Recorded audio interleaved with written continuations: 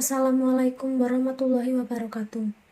Kami dari kelompok 9 yang beranggotakan Rusda Hairina dengan NPM 0221057231 sebagai moderator, Devita Putri Larasati dengan NPM 0221057581 sebagai presentator pertama, Salmanida Hasna dengan NPM 0221057151 sebagai presentator kedua.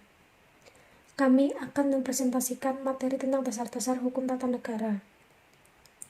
Hukum tata negara adalah bentuk hukum yang mendefinisikan hubungan antara berbagai lembaga di dalam suatu negara, yaitu eksekutif, legislatif, dan yudikatif.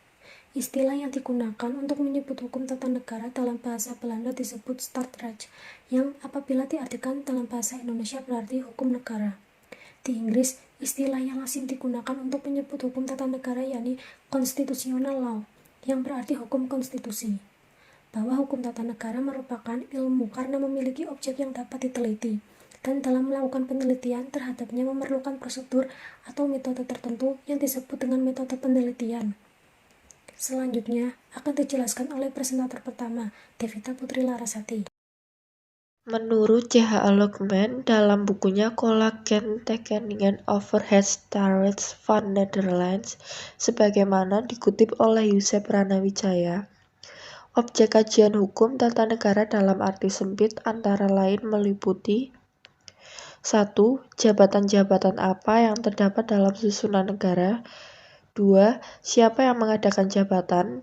3. Cara pengisian jawaban. 4. Tugas jabatan. 5. Wewenang jabatan.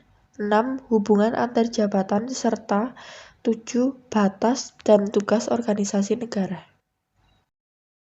Yusef Ranawijaya menyebutkan bahwa hukum tata negara mengatur masalah-masalah antara lain yang berkaitan dengan 1.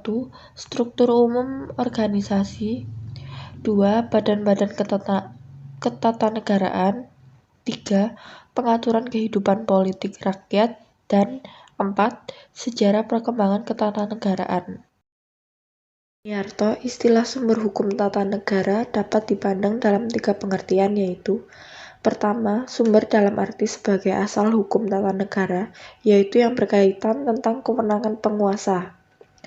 Kedua, sumber dalam arti tempat diketemukannya hukum tata negara, yaitu sumber yang membahas mengenai macam-macam jenis dan bentuk peraturan terutama yang tertulis dapat berupa undang-undang, peraturan pemerintah, kepres, atau peraturan lainnya.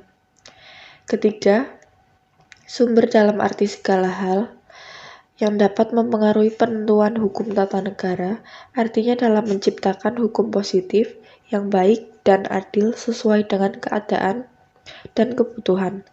Harus memperhatikan bagaimana macam hal antara lain keyakinan, rasa keadilan, serta perasaan hukum yang hidup dalam masyarakat. Pasal TAP MPR nomor 3 MPR tahun 2000 tentang sumber hukum dan tata urutan peraturan perundang-undangan menentukan bahwa 1. Sumber hukum adalah sumber yang dijadikan bahan untuk menyusun peraturan perundang-undangan. 2. Sumber hukum terdiri atas sumber hukum tertulis dan sumber hukum tidak tertulis. 3. Sumber hukum dasar nasional adalah A. Pancasila sebagaimana tertulis dalam pembukaan UUD 1945. B. Batang tubuh UUD 1945, pasal-pasal dalam UUD 1945. Tata negara Indonesia dikelompokkan menjadi 2 jenis, yaitu 1. Sumber hukum material, yang artinya sumber hukum yang menentukan isi hukum. 2. Sumber hukum formal, yang artinya sumber hukum yang dikenal dalam bentuknya. Presentasi selanjutnya akan dilanjutkan oleh presentator kedua, Mbak Salmanida Hasna. Tujuan hukum tata negara. Yang pertama, menyebarluaskan pengertian-pengertian baru yang terkandung pada Undang-Undang Dasar Negara Republik Indonesia tahun 1945 pasca amandemen. Yang kedua, mendorong supaya muncul kesadaran warga negara Indonesia akan hak dan kewajiban asasinya sebagai subjek hukum tata negara Indonesia berdasarkan Undang-Undang Dasar Negara Republik Indonesia tahun 1945. Yang ketiga, membantu para pemula memahami garis besar ruang lingkup ilmu pengetahuan tentang hukum tata negara. Yang keempat, mengakrabkan masyarakat Indonesia dengan pengetahuan tentang hukum tata negara. Yang kelima, mendorong perkembangan lebih lanjut studi tentang hukum tata negara Indonesia. Fungsi hukum tata negara.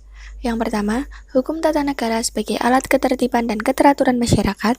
Yang kedua, hukum tata negara sebagai sarana untuk mewujudkan keadilan sosial lahir batin. Yang ketiga, hukum tata negara sebagai sarana penggerak pembangunan.